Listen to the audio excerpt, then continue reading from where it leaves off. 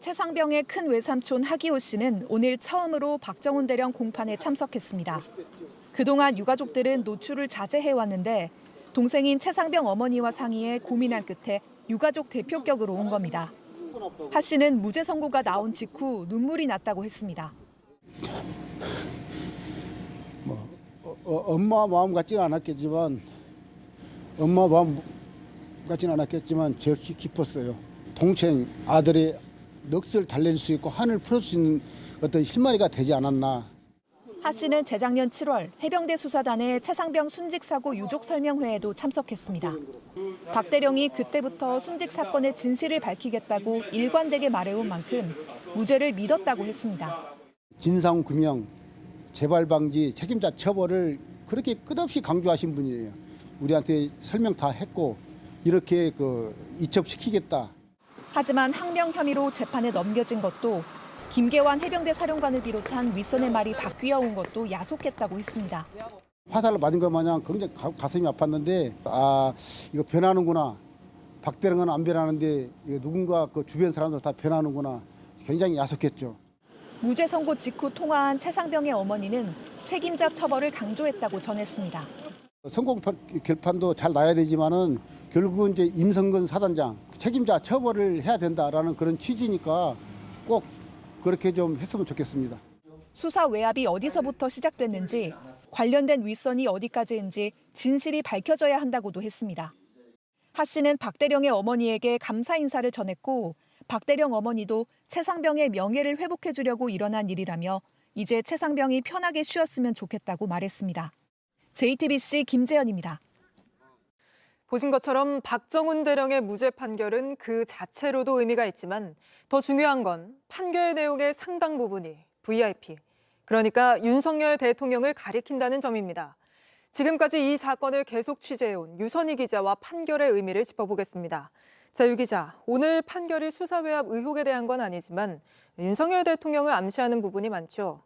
네, 오늘은 항명 그리고 상관 명예훼손에 대한 부분을 다뤘기 때문에 수사 외압 의혹에 대한 부분은 판결문에 들어가 있진 않았습니다. 네. 하지만 판결문 내용을 뜯어보면 윗선 내지는 별도의 목적 이런 부분들을 암시하는 듯한 부분이 적지 않습니다. 가장 눈에 띄는 부분부터 짚어보죠. 네, 아무래도 이종섭 전 국방부 장관의 말을 믿기 어렵다라는 부분입니다. 사건의 단초가 된 부분이죠.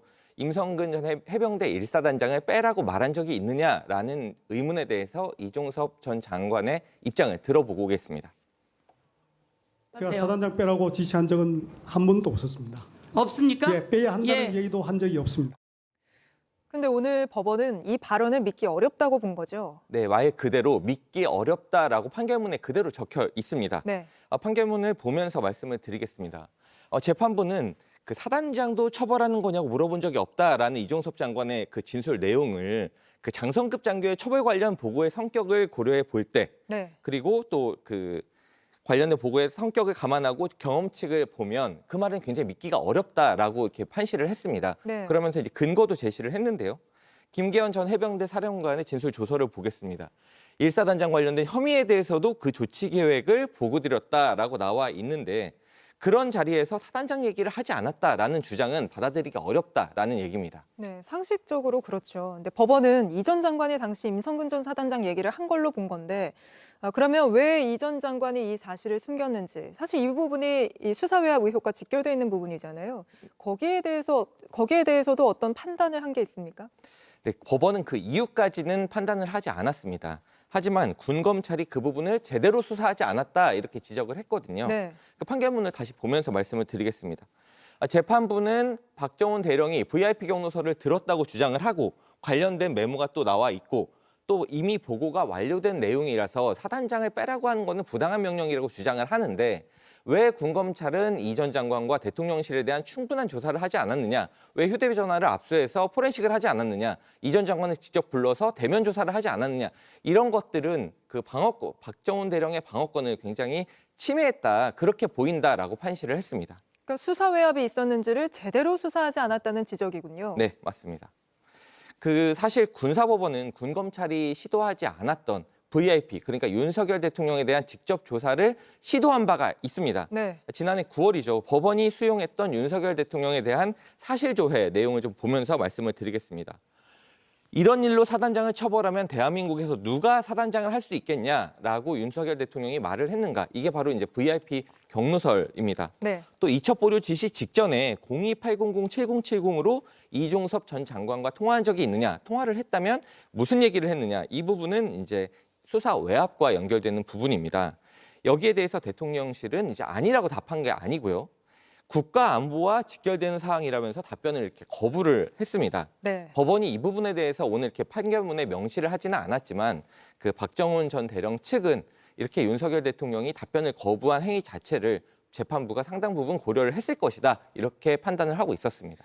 사실 오늘 선고로 이 VIP 경로설 같은 여러 의혹에 대해서 진상규명해야 한다는 목소리는 더욱 커질 텐데 당연히 수사외압 의혹 수사에도 영향을 미치지 않겠습니까? 네, 사단장을 빼라고 한 적이 없다라는 이종섭 전 장관의 말은 믿기 어렵다라고 법원이 판단을 했기 때문에 네. 그럼 이 전 장관이 그 배경에 왜 이런 말을 한 사실을 숨겼는지, 그리고 또 사단장을 언급하고 숨긴 배경에 VIP, 그러니까 윤석열 대통령이 과연 있는 것인가, 이거를 가리는 그 외압 수사에도 상당히 탄력이 붙을 것으로 보이고요. 그럼 공수처가 수사를 하고 있죠? 네, 맞습니다. 그리고 윤석열 대통령이든 그 이종섭 전 장관이든 윗선에서 임 전 사단장을 빼라고 했다면 그거에 대한 왜 빼라고 했는지, 이거에 대한 이유에 대해서는 구명 로비 의혹과 연관이 되는 부분입니다.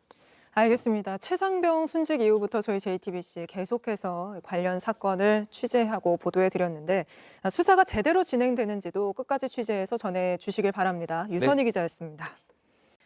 최상병이 순직하고 오늘 박정훈 대령이 무죄 선고를 받기까지 1년 6개월이 걸렸습니다.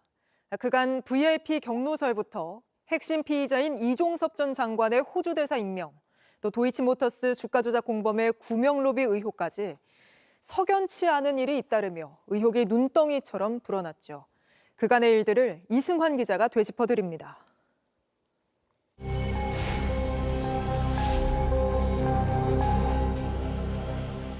지난 2023년 7월 19일 경북 예천군 내성천에서 실종자 수색 작업을 하던 최상병이 급류에 휩쓸려 숨졌습니다.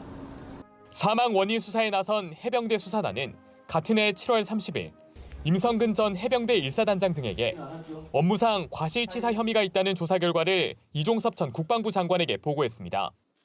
그런데 이튿날 이 전 장관은 돌연 경찰 이첩을 보류시키고 언론 브리핑도 취소하게 했습니다.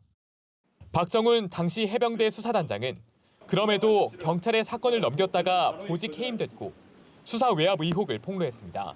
법무관리관하고 총 5차례 통화를 하면서 죄명을 빼라, 혐의 사실을 빼라, 혐의자를 빼라 등 이런 얘기를 하길래 제가 분명히 얘기했습니다. 법무관리관님, 지금 하시는 말씀 저는 외압으로 느낀다.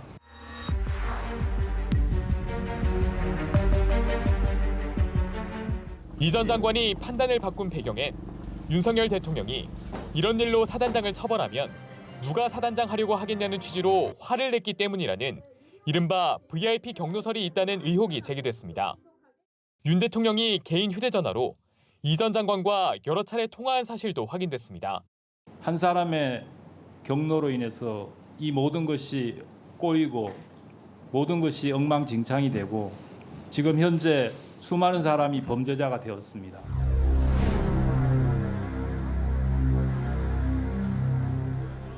수사 외압 의혹으로 공수처 수사를 받게 된 이 전 장관은 출국 금지 상태에서 주호주 대사에 임명돼 호주로 출국했습니다. 논란이 되자 25일 만에 사임했지만 관련 의혹에 대해선 제대로 해명하지 않았습니다. 윤 대통령도 기자회견에서 최상병 사건 수사 결과를 질책한 적 있냐는 질문에 동문서답했습니다. 순직한 그 사고 소식을 듣고 저도 국방장관에게 이렇게 좀 질책을 했습니다. 앞으로 대민 작전을 하더라도 이런 일은 절대 일어나면 안 된다. 이렇게 좀 질책성 당부를 한 바 있습니다. 이런 가운데 수사 외압 의혹이 불거진 직후인 지난 2023년 8월 도이치모터스 주가 조작 공범 이종호 씨의 임 전 사단장 구명 로비 주장이 담긴 녹취 파일이 공개됐습니다. 그래가지고 내가 절대 사표 내지 마라. 내가 VIP한테 얘기를 하겠다.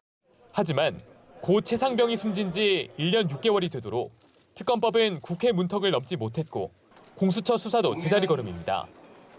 박 전 수사단장이 항명 혐의 등에 대해 무죄 선고를 받으면서 진상규명을 위한 새로운 동력이 될 전망입니다. JTBC 이승환입니다.